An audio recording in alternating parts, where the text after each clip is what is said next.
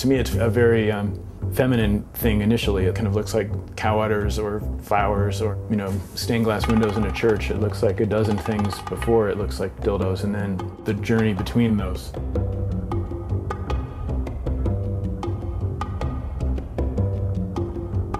It's already so bizarre to walk into this military trailer that's been turned, from an instrument of violence into a weapon of love, but then to take it to the middle of nowhere where it's pitch black and you can see it for half a mile. It was incredibly poetic and beautiful. These will have a core made of illuminated dildos and butt plugs.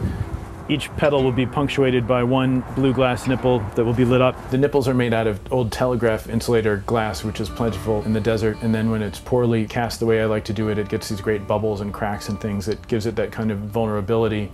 It's this handmade thing that I think has a humanness to it that's exciting. Our guests will come up these stairs. It might be open partway on one side and all the way on the other side, or it might be open all the way on both sides. Back here are these 3 small videos.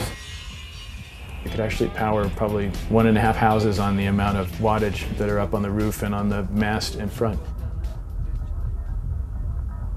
I've always been interested in libidinal structures and similarities between human propagation and plant propagation, and kind of the grotesquerie of human behavior, and then the fragility of life. Like that these tiny little wires are all exposed, and if someone hung on one of them, it would take out this whole bank of these things. They're pretty delicate, even though it was tough and it made it there and back. It was really inspiring to walk in and to have it just be full of half a dozen people inside and a dozen people outside, all completely engaged with it and with each other in an odd way.